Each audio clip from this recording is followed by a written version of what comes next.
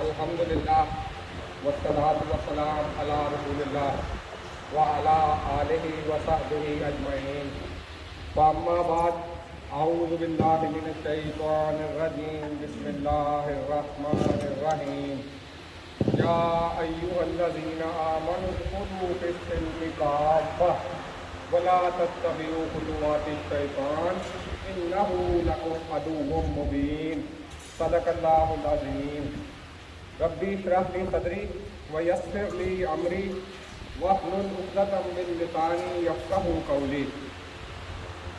تمام حاضرین کو میری طرف سے السلام علیکم ورحمۃ اللہ وبرکاتہ۔ پروگرام کا باقاعدہ آغاز کرنے سے پہلے تھوڑا سا میں بتا دوں کہ انشاءاللہ اس پروگرام کے آخر میں ہم کوشچن اینڈ آنسر سیکشن بھی رکھیں گے، تو جو بھی کسی بھائی کو اس ریلیٹڈ ٹو ٹاپک کوئی بھی کوشچن ہو تو وہ اس پروگرام کے آخر میں پوچھیں، اور بلکہ اس سے میری بھی حوصلہ افزائی ہوگی، مجھے ایسا لگے گا کہ آپ نے اس کو توجہ سے سنا ہے اور سمجھنے کی کوشش کی ہے۔ اور اس کے بعد پھر یہ کوشش کریں گے کہ یہ پروگرام 1 وے نہ رہے بلکہ 2 وے رہے، صرف میں نہ بولوں، آپ لوگ اس میں حصہ لیں تاکہ جو ہے وہ میرا اور آپ دونوں کا انٹرسٹ اس میں برقرار رہے۔ تو باقاعدہ شروع کرتے ہیں۔ آج کا ہمارا اس پروگرام کا جو ٹاپک ہے، موضوع ہے، وہ ہے فہم دین پروگرام۔ تو فہم لفظ آپ نے اکثر سنا ہوگا، اردو میں مستعمل لفظ ہے، اس سے معنی ہے سمجھ بوجھ۔ عام الفاظ میں کہا جاتا ہے کہ وہ شخص فلاں شخص بڑا فہم و فراست والا ہے، مطلب بڑی سمجھ بوجھ والا عقل مند انسان ہے۔ اب اس کا اگلا لفظ ہے دین۔ تو میرا آپ لوگوں سے یہ سوال ہے کہ ہمارا دین کیا ہے؟ کوشش کریں آپ میں سے جواب دیں، خاص طور پہ جو نئے لوگ آئے ہیں ساتھ ساتھ جواب دیتے رہیں گے تو زیادہ انٹرسٹنگ رہے گا۔ تو اگر ہمیں یہی نہیں پتا کہ ہمارا دین کیا ہے تو پھر مشکل ہو جائے گا آگے چلنا اس سے۔ تو آپ میں سے آڈینس میں سے کوئی تو ہوگا کہ ہمارا دین کیا ہے؟ دین اسلام۔ دین اسلام۔ ہم کہتے ہیں کہ ہمارا دین اسلام ہے، لیکن ہم جب بھی کوئی شناختی کارڈ کے لیے کوئی فارم فل کرتے ہیں، کوئی کالج یونیورسٹی کسی جگہ پہ ایڈمیشن کے لیے جو ہے وہ کوئی فارم فل کیا جاتا ہے، اپنے خواہش دیتے ہیں، تو وہاں پہ ایک خانہ خالی ہوتا ہے، اس کے اوپر لکھا ہوتا ہے مذہب، اور وہاں پہ آپ لکھتے ہیں اسلام۔ تو ہمارا مذہب اسلام ہے یا دین اسلام ہے؟ یا اگر آپ میں سے کوئی بتا سکے کہ مذہب اور دین یہ دو علیحدہ علیحدہ لفظ ہیں، کیا ان کا کیا مطلب ہے؟ اگر کوئی بھائی پارٹیسپیٹ کرنا چاہے تو مجھے خوشی ہوگی۔ نہیں تو جو ہے اسی کو آج اسی فرق کو سمجھنے کی کوشش کریں گے کہ بنیادی طور پہ مذہب اور دین کا بنیادی فرق ہے کیا۔ آپ کو اس کے حوالے سے ایک انٹرسٹنگ کچھ فیکٹ بتاتا جاؤں کہ پورے قرآن مجید میں اسلام کے لیے ایک جگہ بھی لفظ مذہب استعمال نہیں ہوا، بلکہ جہاں تک مطالعہ، میرا مطالعہ یا میرے کچھ اساتذہ کا مطالعہ ہے، تو ان کا کہنا ہے کہ ذخیرہ احادیث جتنا ان کی نظر سے گزرا اس میں بھی اسلام کے لیے لفظ مذہب نہیں استعمال ہوا، بلکہ مذہب تو ذیلی مسالک کے لیے استعمال ہوا ہے، جس کو کہا جاتا ہے مذہب حنفی، مذہب مالکی، لیکن اسلام کے لیے لفظ دین ہی استعمال ہوا ہے۔ تو اس دین کا مطلب آپ میں سے کوئی بھائی بتا سکے، اگر کوشش کریں آپ، اگر اس سے آپ کا بھی انٹرسٹ برقرار رہے گا۔ اس دین کا آپ اکثر پڑھتے ہیں، آپ دن میں ماشاءاللہ کئی دفعہ پڑھتے ہیں مالک یوم الدین، اس کا کوئی ترجمہ بتا سکیں بھائی؟ تعلق ہے اللہ بدلے کے دن۔ جی، اللہ تعالیٰ جزا اور سزا کے دن کا مالک ہے۔ اصل میں دین کا جو لفظی معنی ہے وہ ہے جزا اور سزا۔ اصطلاحی مفہوم اس کا ہے جزا اور سزا کا نظام، جیسا کہ سورۃ یوسف میں لفظ استعمال ہوا ہے دین الملک، اس بادشاہ کا دین، اس بادشاہ کا سسٹم۔ اور پھر جو ہے وہ اس کے بعد قرآن میں اور جگہ پہ ہے ان الدین عند اللہ اسلام، اللہ کے نزدیک جو پسندیدہ سسٹم آف لائف ہے، کمپلیٹ کوڈ آف لائف ہے، وہ صرف اور صرف اسلام ہے۔ تو اب یہ اس کا تعارف ہو گیا فہم دین کے بنیادی طور پہ دین اور مذہب میں فرق کیا ہے اور یہ دین ہے کیا۔ تو اس دین کو اگر کسی ایک لائن میں بیان کرنا ہو تو وہ ہمارے پاس ہے لا الہ الا اللہ محمد رسول اللہ۔ یہ دین کا بنیادی کلمہ ہے، جسے ہم عام طور پہ کلمہ طیبہ، پہلا کلمہ بھی کہتے ہیں۔ یہاں سے یہ دین کی بیس لائن ہے. تو اس بیس لائن کے بنیادی طور پہ دو حصے ہیں. پہلا حصہ ہے توحید، لا الہ الا اللہ، اور اس کے بعد دوسرا حصہ رسالت، محمد رسول اللہ. تو آج جو ہے وہ ہم صرف توحید کے حوالے سے جو ہے وہ بات کریں گے. توحید بھی بنیادی طور پر دو قسموں کی توحید ہے، ایک علم کی توحید ہے اور ایک عمل کی توحید ہے. علم کی توحید یہ ہے کہ اللہ کو ایک مانا جائے، اللہ کو اس جہان کا ساز مانا جائے، حاجت روا، مشکل کشا، داتا، سب کچھ اللہ ہی کو مانا جائے. رازق، ساری جتنی بھی صفات ہیں وہ تمام کی تمام اللہ ہی سے منسوخ کی جائیں. یہ ہے توحید علمی. یہ علم کی حد تک جو آدمی ان چیزوں پہ ایمان لے آئے گا تو اس کی گویا کہ توحید علمی تو مکمل ہوئی. لیکن اب اس کے بعد آتی ہے توحید عملی، کہ عملی زندگی میں بھی ایک ہی اللہ کی بات مانی ہے، اس اللہ کے سوا کسی کی بات نہ مانی جائے. یہ ہوگی عملی توحید. اگر آپ باتوں میں کہہ رہے ہیں کہ میں صرف اللہ کی بات مانتا ہوں، صرف اللہ کی بات مانتا ہوں، جبکہ آپ کا عمل اس کے برعکس ہوگا تو آپ علمی توحید تو آپ کی کامل ہے، لیکن عملی توحید بہرحال انسان کے اندر موجود نہیں ہے. تو عملی زندگی، عمل کے اعتبار سے انسانی زندگی کے دو پہلو ہیں. ایک ہے اس کا انفرادی پہلو، ہز پرسنل لائف، اس کی ذاتی زندگی ہے، وہ جو چاہے کرے، وہ جیسے چاہے کھائے، وہ جو چاہے پیے، اس کو کوئی روکنے والا نہیں. لیکن ایک اس کی اجتماعی زندگی بھی ہے کہ جس کے اندر اس نے لوگوں کے ساتھ انٹریکشن کرنا ہے، معاشرے میں نکلنا ہے، معاشرے میں لوگوں کے ساتھ ڈیل کرنا ہے. یہ جو ہے یہ ہو جائے گی اجتماعی. اس کے بعد انفرادی زندگی کو اگر ہم ان کو 6 گوشوں میں، انفرادی جو زندگی ہے اس کے بنیادی طور پہ 3 گوشے ہیں. اس میں پہلا گوشہ ہے عقائد کا، دوسرا ہے عبادات کا، اور تیسرا ہے رسومات کا. اور اسی طرح اجتماعی زندگی میں بھی 3 ہی گوشے ہیں. ایک معاشرتی زندگی ہے جس کو ہم سماجی نظام کہتے ہیں، انسانوں کا ہمارا آپس میں لین دین، یہ معاملات سارے کیسے ہوں گے. دوسرا ہے معاشی نظام، ہمارے مالیات کا معاملہ کیا ہوگا. اور تیسرا ہے سیاسی نظام، جس میں آج کل بہت گرما گرمی چل رہی ہے، آپ لوگ خبریں زیادہ تر سنتے رہتے ہیں. تو اب یہ دیکھنا ہے ہم نے کہ کیا ہم ان 6 گوشوں میں، ان پورے کے پورے دین میں اللہ کی بات مان رہے ہیں یا ہم اس کو پارشلی مان رہے ہیں. یہ اس کا ذرا اندازہ کریں. آپ میں سے اکثر لوگ بجلی کا میٹر تو زندگی میں میرے خیال سے سب نے لگوایا ہوگا. کبھی کسی کا فری میں لگا ہے؟ وہاں پہ کس کی بات مانی گئی؟ رب کی تو نہیں مانی گئی نا، کیونکہ رشوت دے دی نا ہم نے اس کو. صحیح بات. اسی طرح سے جو ہے وہ آپ تھانوں میں، کچہریوں میں، مختلف سرکاری اداروں میں، جس بھی سرکاری ادارے کا نام اٹھا لیں تو افسوس کے ساتھ یہی کہنا پڑتا ہے. اور میرے خیال سے ہم میں سے یہاں کوئی موجود نہیں ہوگا کہ جس کے ہاتھ سے کبھی نہ کبھی نہ گئی ہو. شاید ہی کوئی ہو، اگر اللہ نے کسی کو بچا لیا ہے تو اس کو اللہ کا شکر ادا کرنا ہے. تو یہ اس کے علاوہ میں نے بینک میں ڈیل کرنا ہے تو وہی کنونشنل بینک موجود ہے. میرا کوئی کیس میرا کسی بھائی کے ساتھ تنازع ہو گیا ہے تو اس کو حل کرنا ہے تو وہ یقیناً اس کے لیے کورٹ جانا پڑے گا، وہ انگریزی قانون کے مطابق ہوگا. تو آیا ہم پورے کے پورے دین میں ہیں؟ کیا ہم پورے دین پہ عمل کر رہے ہیں؟ اور اگر ہم ایسا نہیں کر رہے تو پھر ہم کیا کر رہے ہیں؟ سوال یہ ہے کہ ہو سکتا ہے کہ کوئی آدمی انفرادی زندگی میں انتہائی نیک ہو، پارسا ہو، اللہ کا برگزیدہ ہو، لیکن جیسے ہی وہ اس اجتماعی نظام میں نکلے گا تو اس کو یہ معاملات پیش آئیں گے ہی آئیں گے، اس کو یہ مسائل آئیں گے ہی ہیں. تو اب ہم اسی کو مزید سمجھتے ہیں کہ آپ کو مزید اس کی ڈیٹیل بتا دی جائے کہ یہ انفرادی زندگی کے جو 3 گوشے ہیں، ان 3 گوشوں کو ملا کے کہا جاتا ہے مذہب. یہ انسان کا مذہب ہے کہ ہر انسان کے کچھ عقائد ہیں، کچھ اس کی عبادات کا طریقہ کار ہے اور کچھ رسومات ہیں.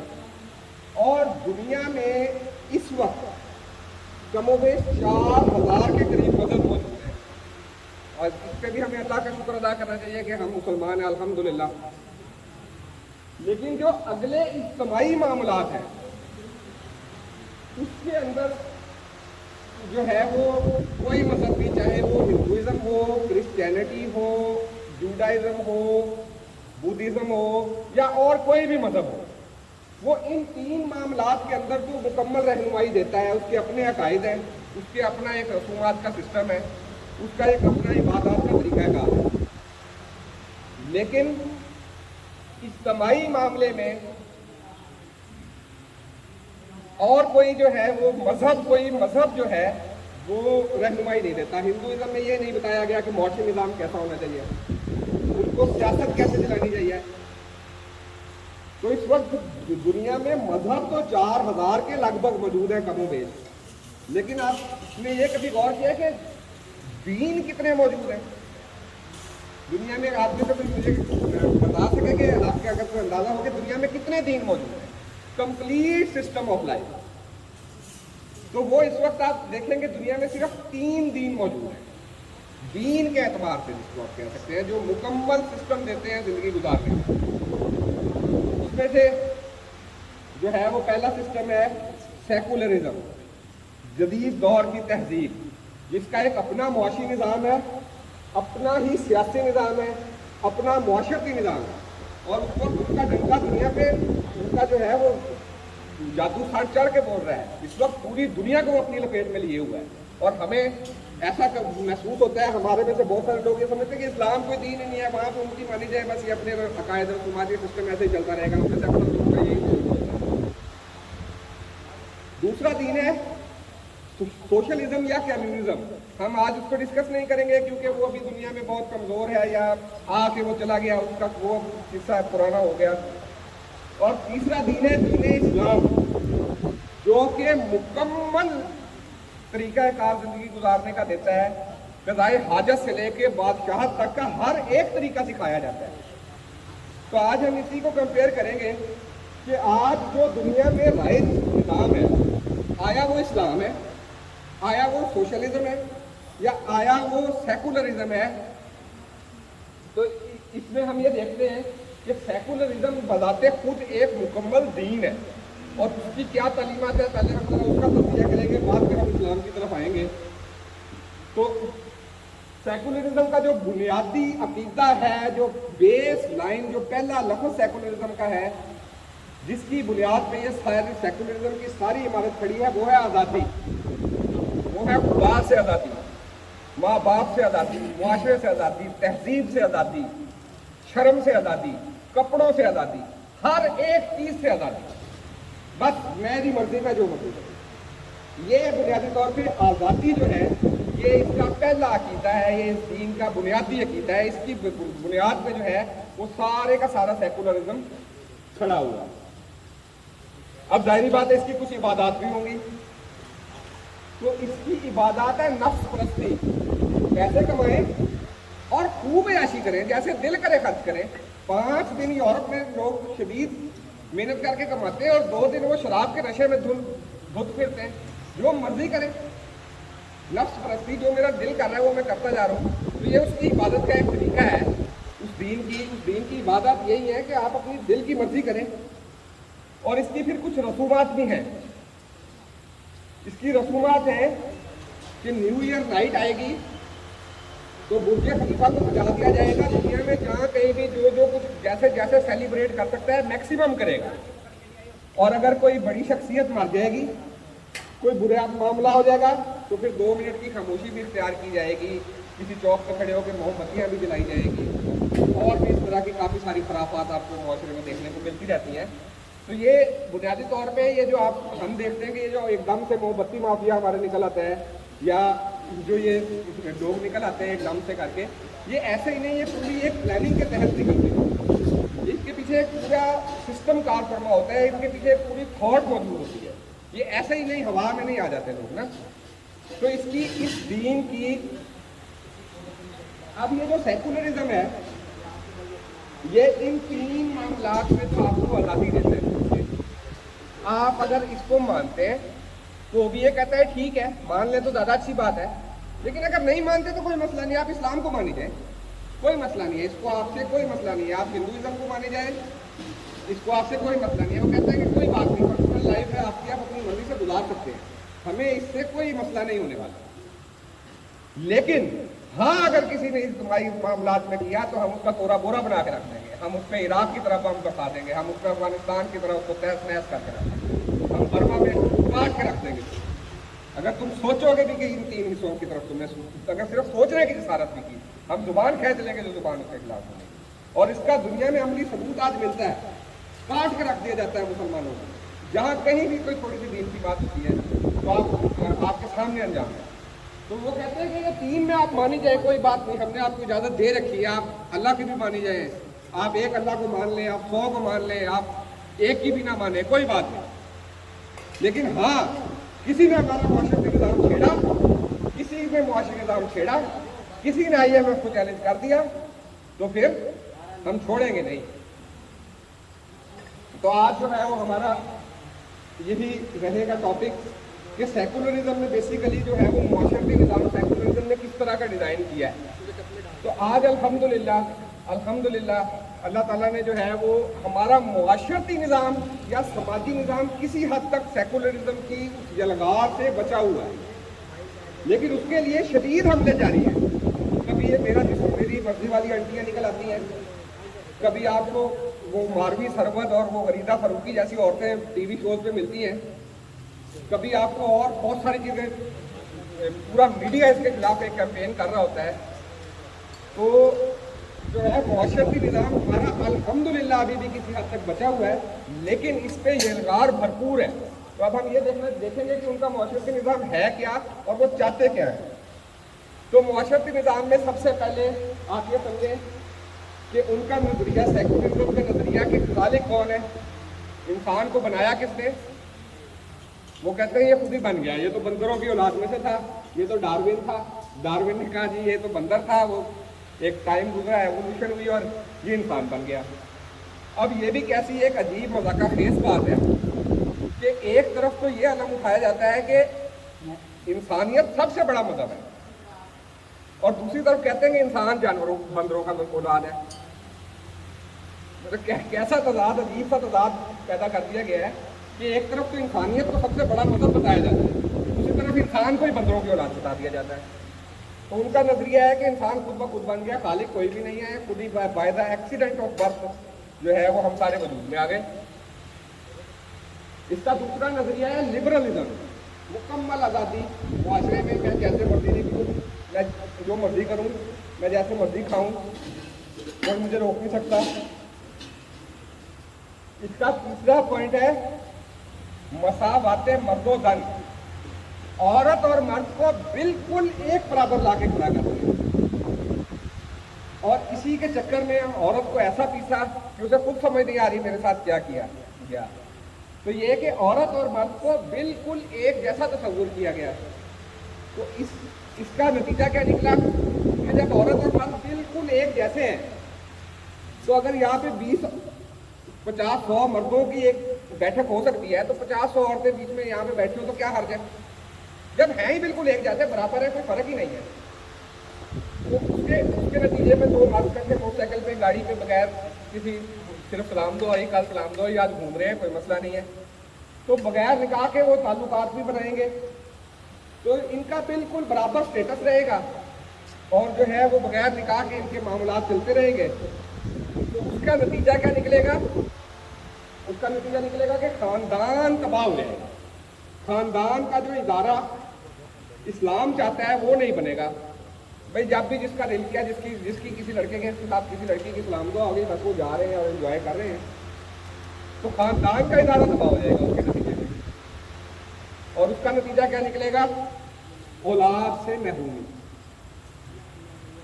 اب بات یہ ہے کہ ایک مرد اگر 5 منٹ یا 10 منٹ کی انجوائمنٹ کے بعد ایک عورت کو وہ جو ہے وہ کئی سالوں کے لیے مشقت میں ڈال دیتا ہے، اب جب یہ ہیں ہی دونوں برابر، تو عورت کہتی ہے کہ میں کیوں بچے کو پیدا کروں، میں کیوں اس کو 9 ماہ تکلیف برداشت کروں، اس کے بعد بھی اس کو ایک بچے، انسانی بچے کو پالنے کا ایک پورا پروسیس ہے، تو میں کیوں اس پہ محنت کروں؟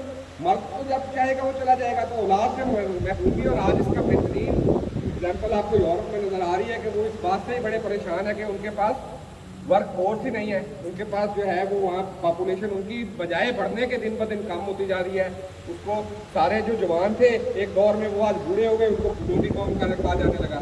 اب نئے بچے، نئی نسل پیدا نہیں ہوئی، عورت نے جو آپ انکار کر دیا، تو اس کا نتیجہ کیا؟ وہ بوڑھوں کی قوم بنتی جا رہی ہے، اور وہ شدید پریشان ہے۔ اس کی وجہ سے وہ ٹوریزم کو انہانس کرنے کی کوشش کرتے رہتے ہیں، دنیا سے لوگوں کو تعلیم کے لیے بلاتے ہیں، کسی بہانوں سے اپنے پاس لوگوں کو بلکہ اکٹھا کرتے ہیں۔ ہم تو خیر تھرڈ ورلڈ کنٹری ہیں، ہمارا تو صرف جانے والا چکر ہی رہتا ہے، لیکن یہ کہ وہ تو بیچارے بلانے کے لیے اکٹھے کرتے رہتے ہیں۔ بچوں کو، بچے پیدا کرنے پہ جو ہے وہ ٹیکسز میں چھوٹ دیتے ہیں، کوشش کرتی ہیں ان کی حکومتیں کہ جو ہے وہ آبادی بڑھے، اور ہمیں بتایا یہی جا رہا ہے کہ آبادی بڑھ گئی تو بہت نقصان ہو جائے گا۔ اور پھر یہ کہ اس کا نتیجہ یہ کہ جب بغیر نکاح کے تعلقات ہیں، اولاد نہیں ہے، خاندان نہیں ہے، تو جتنی دیر انسان جوان ہے اتنی دیر وہ کھل کے انجوائے کرے، اتنی دیر وہ کھل کے عیش و عشرت میں مبتلا رہے، کوئی روکنے والا نہیں ہے، کوئی اس کو آسمانی وحی کا ڈر نہیں ہے، اب وہ مزے کرے۔ اور آخر میں جب وہ ایکسپائر ہو جائے، جب وہ کسی کام کا نہ رہے یا وہ کچھ پیسے کما نہیں سکتا، تو پھر اس کو اولڈ ہاؤس کہیں گے، خود ہی ریاست اس کی حفاظت کرے گی۔ تو میں نے پہلے بھی عرض کیا تھا کہ یہ والا حصہ تو الحمدللہ ثم الحمدللہ ہمیں اللہ کا لاکھ شکر ادا کرنا چاہیے کہ ہمارا کچھ نہ کچھ آج محفوظ ہے۔ بہرحال ہمارے ہاں اس گئے گزرے دور میں بھی خاندانی نظام کو اللہ تعالیٰ نے کچھ نہ کچھ ہمارے درمیان محفوظ رکھا ہے۔ آج بھی شاید جو پاکستان کی سپر ایلیٹ میں کوئی لوگ اولڈ ہاؤسز ہوں، لیکن عام معاشرے میں ایسی چیز کوئی دیکھنے میں نظر نہیں آتی الحمدللہ۔ لیکن جو اگلے دو نظام ہے، معاشی نظام اور سیاسی نظام، اس میں ہم چاروں شانے جیت ہیں، اس میں انہوں نے ہمیں پوری طرح پچھاڑ کے رکھ دیا، کلین گولڈ کر دیا۔ فیصل بھائی پانی اگر یار ایک گلاس ہو جائے تو، فیصل بھائی پانی اگر ایک گلاس ہو جائے۔ اچھا، اب معاشی نظام کی طرف آتے ہیں کہ مالک کون ہے اس سرمایہ کا، اس دنیا کا، اس دھرتی کا مالک کون ہے؟ تو اس کا کیا جواب ہے؟ خود انسان، سرمایہ دارانہ نظام۔ میں نے پیسہ کمایا، میں مالک۔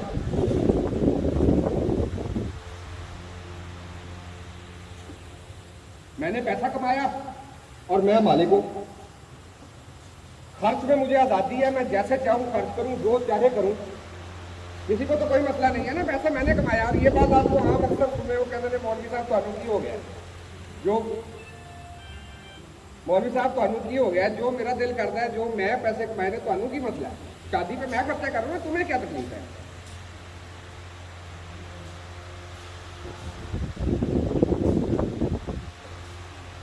تو اس کا نتیجہ کیا نکلتا ہے کہ جو لوگ تو پیسہ کمانے کی دوڑ میں آگے نکل جاتے ہیں، وہ پھر اسراف اور تبذیر، مطلب یہ کہ کھلی جو ہے وہ فضول خرچی، بے شک شادی پہ آپ ہیلی کاپٹر سے ڈالر پھینکوا لیں، آپ جو ہے وہ ایک کیا کہتے ہیں مربوں میں گھر بنوا لیں، بھائی میری مرضی نہ، میں نے پیسہ کمایا ہے۔ یہ اس کا بنیادی طور پہ پورا فلسفہ موجود ہے۔ اور پھر اس کے نتیجہ کیا نکلتا ہے کہ جو لوگ تو پیسہ کمانے کی دوڑ میں آگے نکل جاتے ہیں وہ تو معاشرے کا عزت دار طبقہ بنتا ہے، اور جو پیچھے رہ جاتے ہیں وہ ذلیل ہو جاتے ہیں۔ صرف بنیاد کیا ہے؟ پیسہ۔ معذرت کے ساتھ ایسی محفلوں میں میں دیکھ چکا، ایسی دینی محفلوں میں بھی کوئی ہمارے ایم این اے، کوئی ایم پی اے، کوئی اس لیول کی شخصیت اگر آ جاتی ہے تو سارے لوگ بھاگ کے اس کے پیچھے، سارا السلام علیکم، سارا السلام علیکم۔ سب کو پتا ہوتا ہے یہ چور ہے، کرپٹ ہے، چاہے میں کسی جماعت کا نام نہیں لینا، چاہے وہ کسی بھی جماعت سے تعلق ہو، سب کو پتا ہے یہ آدمی ٹھیک نہیں ہے، اس نے کرپشن کی ہے، اس نے فلانی جگہ غریب کا حق مارا ہے، سب کو پتا ہے نا۔ لیکن کیا ہے کہ عزت کا معیار کیا طے ہو گیا ہے؟ پیسہ۔ کیونکہ اب اس کے پاس دنیاوی اسٹیٹس موجود ہے تو وہ دنیا میں عزت دار کہلائے گا، اور جو اس دوڑ میں پیچھے رہ گیا، اب وہ چاہے کتنا ہی متقی کیوں نہ ہو، آپ کی مسجد کا امام دیکھ لیں، اب یہاں پہ کوئی امام مسجد آ جائے، عام محفلوں میں، شادیوں میں، وہ بیچارہ جو ہے وہ شادی میں جا کے وہ 2-3 گھنٹے کھانے کے انتظار میں، کیونکہ اس کے پاس اتنے پیسے بھی نہیں ہوتے بیچارے کے پاس کہ وہ اچھا کھانا افورڈ کر سکے کچھ ٹائم، تو وہ بیچارہ اچھے کھانے کے چکر میں 2-3 گھنٹے لگا دیتا ہے۔ آپ اس کو ذرا اندازہ کریں اس بات کا کہ اب وہ اس کا کوئی حیثیت ہی نہیں ہے معاشرے میں. اس کی کیا وجہ؟ حالانکہ معاشرے میں عام طور پہ سب سے متقی آدمی کی امام مسجد ہوتا بھی ہے اور میرے خیال سے ہونا بھی چاہیے اس کو, لیکن اسٹیٹس کا تعین ہوا ہے صرف پیسے سے. جس کے پاس جتنا پیسہ ہے وہ اتنا عزت دار ہے, جس کے نتیجے میں پھر کیا ہوتا ہے, ایک طبقاتی تفریق جنم لیتی ہے. ایک جو ہے وہ ڈسٹریبیوشن آف ویلتھ میں ایک بہت زیادہ فرق آ جاتا ہے. میں آپ کو بڑے ہی جو ہے وہ اعتماد کے ساتھ, بڑے ہی ذمہ داری سے یہ کہتا ہوں کہ آج ہم میں سے جتنے لوگ بیٹھے ہیں, مجھے بڑی ہی امید ہے کہ ہم وہ خوراک افورڈ نہیں کر سکتے. ہم سب میں سے شاید کوئی کر سکتا ہو تو اللہ ماشاء اللہ وہ خوراک افورڈ نہیں کر سکتے جو نواز شریف, عمران خان یا زرداری صاحب کے کتے کو میسر. یہ بہت سخت بات ہے, اگر شاید آپ کو بری لگے, لیکن یہ بات بڑی حقیقت ہے کہ جو ان کے کتوں کو سہولیات میسر ہے نا, شاید ہم میں سے آج بہت سارے لوگ افورڈ نہیں کرتے. اس کو ذرا گراؤنڈ ریئلٹیز پہ آپ ذرا اس کو ذرا تجزیہ کریں. ہم ان کے لیے جان دینے کے لیے تیار ہیں, بندے مارنے کے لیے تیار ہو جاتے ہیں, لیکن ایک دفعہ ذرا تصور کریں کہ یہ طبقاتی تفریق اس نظام کی وجہ سے جنم لیتی ہے. اس کی وجہ سے پھر نفرت. اب ایک غریب آدمی ہے, میں نے اپنی شادی پہ, اپنے بیٹے کی شادی پہ ہیلی کاپٹروں سے ڈالروں کی بارش کروا دی ہے, اور میرے گھر میں جو ڈرائیور ہے اس کی بیٹی بیچاری بیٹھی ہے, اس کی ایک عرصہ دراز سے شادی نہیں ہو رہی. اب اس ڈرائیور کا تو دل کرے گا نا کہ میں اس مالک کے کپڑے پھاڑ دوں, میں اس کو قتل کر کے رکھ دوں. تو اس کی وجہ سے جو ہے وہ معاشرے میں ایک نفرت کی کیفیت پیدا ہوتی ہے, اور جو نفرت آج ہم دیکھ رہے ہیں کہ ہر آدمی دوسرے کو دوسرے پہ لگا رہا ہے. آج ہمارے معاشرے میں ہر جگہ بے سکونی ہے, تو اس کی یہ جو ہے بڑی وجہ جو ہے وہ ڈسٹریبیوشن آف ویلتھ ہے, یہ دولت کی تقسیم ہے. اور اس کے بعد پھر سرمایہ داری. آپ انویسٹمنٹ کریں ود آؤٹ اینی رسک, بغیر کسی بھی رسک کے اور بغیر ہی کسی محنت کے آپ کے پیسے ڈبل ٹرپل ہوتے جا رہے ہیں. اس کو ملٹی پلائر لگا ہوا ہے, کمپاؤنڈ انٹرسٹ آپ کو ملتا جا رہا ہے, آپ امیر سے امیر ہوتے جا رہے ہیں. اور ایک مزدور جو ہے وہ بیچارہ صبح سے لے کے رات تک محنت کر کے اس کے لیے جو ہے وہ روٹی کے پیسے جو پورے نہیں ہو رہے, وہ ایک جو ہے وہ, اگر آپ کبھی غلہ منڈی میں چلے جائیں تو جو آڑتی ہے کے پاس سارا دن گندم کی بوری ڈھوتا ہے نا, آٹے کی بوری ڈھوتا ہے, اس بیچارے کے پاس شام کو اتنا آٹا نہیں ہوتا کہ وہ اپنے بچوں کے لیے روٹی لے کے جائے, جس نے سارا دن آٹے کی بوری ڈھوئی. تو یہ سرمایہ دارانی نظام کی خباثت ہے.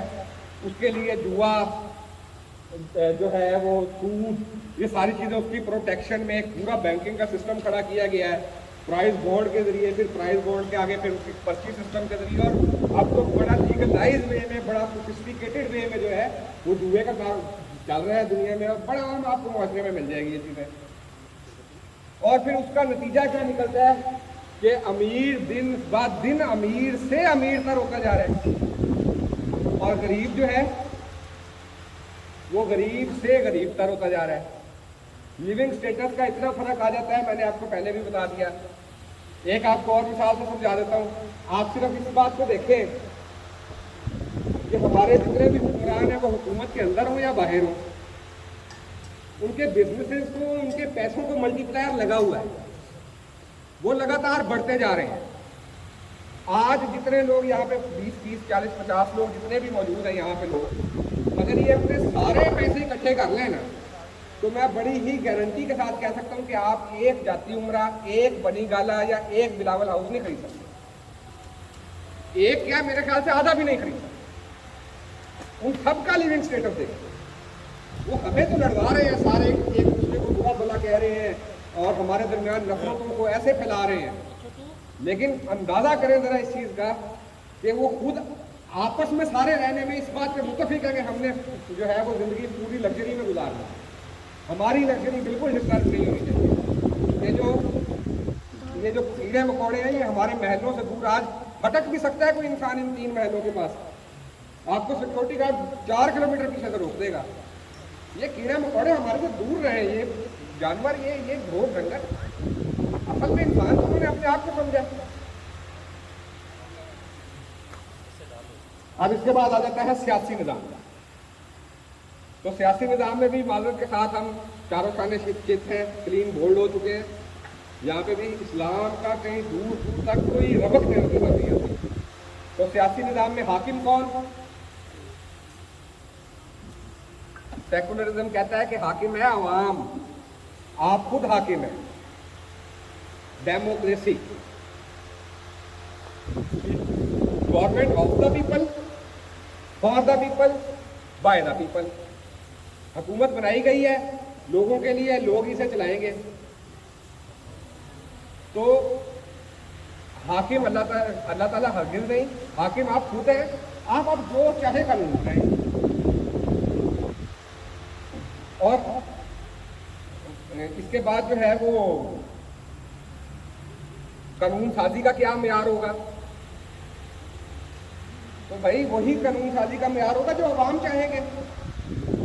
आज कानून पास हो जाएंगे, मर्द से शादी करें, अगर वो आप 66% पार्लियामेंट में ले आए तो ठीक है, करें। और दुनिया के बहुत सारे मुल्कों में आजकल ये चल रहा है ये बात। शराब आम चलनी चाहिए, आम महफिलों में भी चाहिए। मैं चाहूँ तो मैं सड़क पर खड़ा होकर पीऊँ, इसके लिए मुझे क्या करना है? सिर्फ 66 की जब खरीद लेके आनी है, कानून बनाएं और इंजॉय करें, मजे करें। तो कानून जो है वो होगा मेजॉरिटी की बेस पे। ये बड़े खूबसूरत फिक्रे, शुगर कोटेड गोलियां हमें दी गई हैं, मेजॉरिटीज अथॉरिटी। भाई जहां पे लोग ज्यादा आ जाएंगे उन्हीं की बात कर जाएगी। इसका नतीजा क्या निकलता है? आसमानी हदायत से मुकम्मल बगावत, बागी हो जाए अल्लाह ताला की, ये बागी कर देता है। और आज आप देखें, खास तौर पर आप अपने आप को माशी निज़ाम और सियासी निज़ाम में देखें तो आप कहाँ खड़े? आज पाकिस्तान कहाँ खड़ा है? वो मुल्क जो इस्लाम के नाम पे लिया गया था, वो जो हमने अल्लाह से वादा किया था, ला इलाहा इल्लल्लाह, पाकिस्तान का मतलब क्या? ला इलाहा इल्लल्लाह। वो कहाँ है? लहू शहीदों का है पुकारे, कहाँ है वो ला इलाहा के नारे? कहाँ है इस्लाम के नज़ारे? लहू सवाली, जवाब लाओ। आज वो हमसे ये जो हमारे बुजुर्गों ने जो कुर्बानियां दी हैं वो पूछेंगे नहीं। जो इतनी बड़ी हिजरत, इंसानी तारीख की सबसे बड़ी हिजरत, तो क्या वो आपसे क़यामत के दिन आकर मुझे बांध पड़ेंगे? पूछेंगे नहीं कि भाई तुमने तो कहा था कि ला है, पाकिस्तान का मतलब क्या?